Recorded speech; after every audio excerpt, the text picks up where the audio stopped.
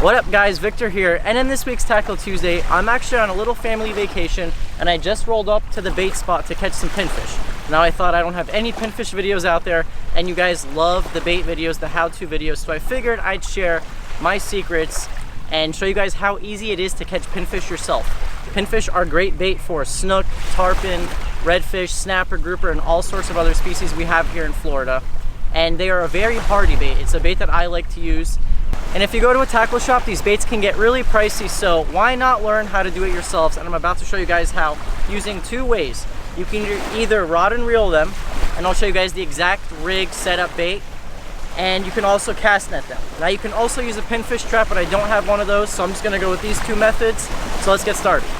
Before I begin to show you guys how I catch the pinfish, I want to go a little bit over as to where you can catch these and where to expect to find pinfish. So if you guys look behind me right here, in that area right there, there's a bunch of sand. See this really dark patch right here? This is all seagrass. Pinfish like two things. They like structure and they like seagrass. If you find a nice little stretch of seagrass like this with just sand on both sides, chances are you're gonna find pinfish in them. Because just like other types of prey, pinfish are trying to hide from predators, so they like to sit in that seagrass. Now I'm gonna show you guys on how to actually cast net them. And I'm just using a really simple 6-foot net I got at Walmart. I mean, you can get away with a 4-foot net all the way up to a 12-foot net. The bigger the net, the more you're gonna catch it once, obviously. But you don't need a big net and you don't need a specific type of net to catch these pinfish, especially because you're gonna be throwing the net in shallow water generally. So when I go up to the grass flat, I'm generally looking for them to be flashing. If you sit there a minute and you just study the grass, you're gonna see them kind of rolling from side to side, but that just because you don't see them doesn't mean they're not there. I'm gonna go ahead and just completely blind cast. I don't see any at the moment, but let's see if we get some.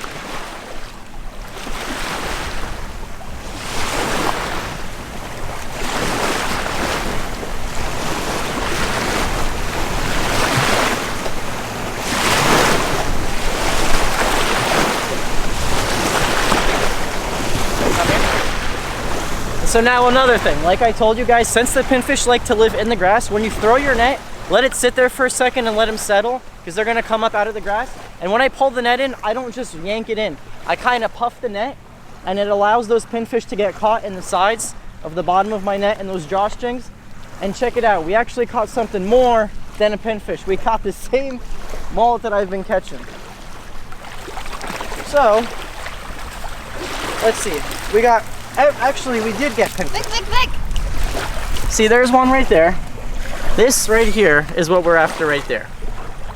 And that's actually the perfect size. It's a very universal size, good for snapper, grouper, snook, tarpon, all sorts of other stuff. And it was easy as that. We're gonna go ahead and put him in our bucket. Oh, just this. But let's see what else we got in the net.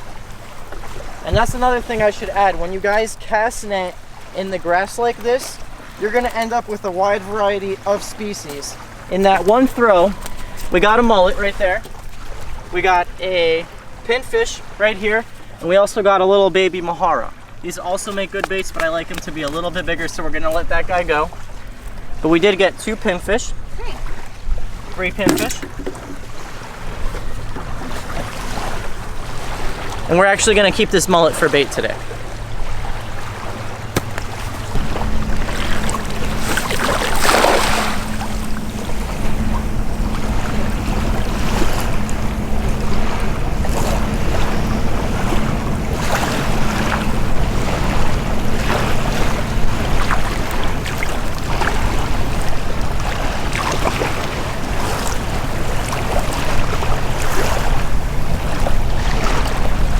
Got some.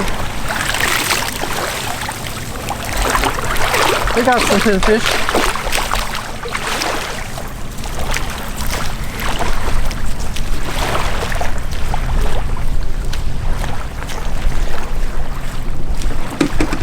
So it looks like there's just not a lot of pinfish at this spot today.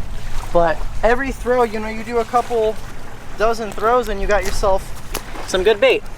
It's gonna take a little while. Sometimes you find the pinfish to be really solid, but these are the basic size that we're after right there.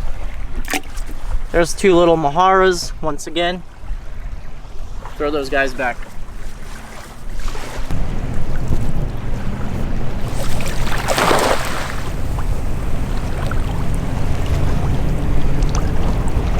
So I just threw again blindly, but what a lot of guys will do is, I've heard, you take a little can of dog food or something and you poke a bunch of holes in it, you leave it in one spot, and all the pinfish on this grass flat will kind of congregate to that one area. You come back 10-15 minutes later and then you should be able to throw right onto your can of bait.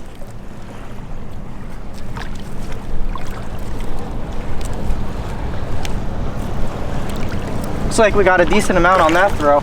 We got a bunch of minnows on that throw.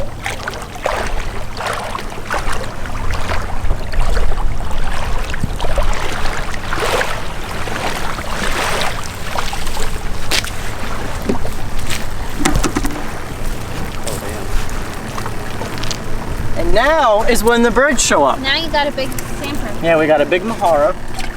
We'll take some of these bigger minnows. Ooh, a little snapper. Is it? Look at the birds. Show the It's birds. a little Ross. Look at all the birds. Bert, record the birds. Look up. And while you're They're bait fighting fishing, each while you're bait fishing, you're also feeding your friends.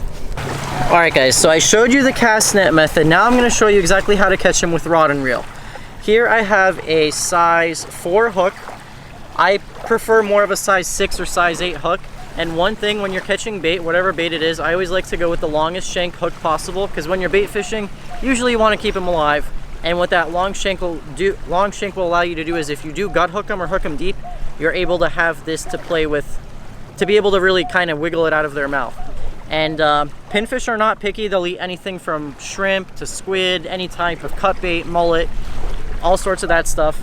And like I said, since we're fishing the grass flat, instead of going with a rig that will have my bait sit in the sand or in the grass, that way I don't get tangled, I have it on a sabiki weight right here, down here, and I had a dropper loop up here, so I have it kind of dangling above the surface, about a foot off the surface, which the pinfish will eat, and it prevents me from getting hung up a bunch of times.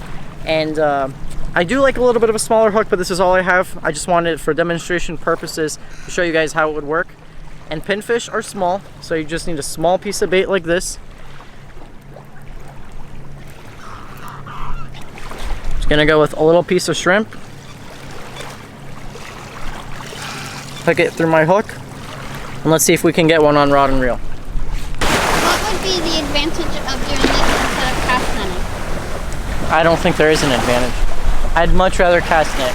It's just if you're fishing in deeper water, then you might not be able to cast net them. Or if it's cold, you don't want to get wet. Or if you forgot your cast net, then you can rod and reel them. But I think 9 times out of 10, anyone who's trying to catch pinfish is going to be cast netting them. Because a lot of baits, especially scaled baits, these are not really scaled baits. When you cast net them, all their scales knock off and they're not good to be kept live then. They die very easily. But something like pinfish, which is a very hardy bait, can withstand cast netting and being transported multiple times. So as we're filming this Tackle Tuesday, I meet a subscriber named Victor, very nice guy, with his son right behind us. What's up? And it's funny that we're filming a bait video because they were just kind enough to actually give us some bait. They gave us some really good sized greenbacks, so hopefully we'll get tight on them later. All right. Good luck on that. Thank you. It was nice meeting you. Yeah, same here, Victor. Thank you, Andrew. Thank you.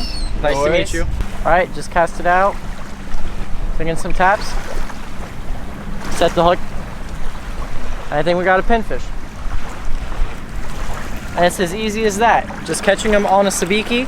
I actually took that hook off and I found some smaller sabikis in my bag. And you can actually catch them on sabikis too without tipped with bait. This was tipped with a little bit of shrimp. But you can catch them with just sabikis, but you gotta go small. And if they're really aggressive that day, you're kind of just jigging it like that and they'll eat it without any bait. But that's what you catch right there. Little pinfish. So Brooke just caught one on the rod and reel as well. Had a little weight and I was using a little pilchard as bait actually. And look at that size hook. And I still caught one. See, that's a beast pinfish. These are better, a little bit better for grouper, bigger snapper, tarpon, snook. Basically everything I've already mentioned, just bigger of the species. And these guys are extremely hardy baits. You can tell when you touch their exterior. They're not like pilchards or sardines or anything else. They can live for hours and hours as long as you have them aerated. So if you guys have the option of cast netting over catching them one by one on rod and reel, I highly recommend it. A net like this is actually relatively cheap. It's about 40, 30 bucks at Walmart or a local tackle shop. And if you go to the bait store, you're gonna be paying, I don't know, $10, $20 a dozen 4 live pinfish. So that's 2 trips for you guys. You get 2 dozen baits. Go and get yourself a little cast net instead. Get a little bucket like this, an aerator. You get yourself a little lid. It is not as complex as you think. And then you have pinfish for bait. Because getting them one by one on rod and reel is not the most effective way. You can do it, and I showed you guys that it works, but it is definitely better to do a cast net. So thank you guys for watching this video, and if you guys like these videos, if you guys like these tips, please make sure to comment below, like the video, and you'll see all you guys in that next Tackle Tuesday. Peace.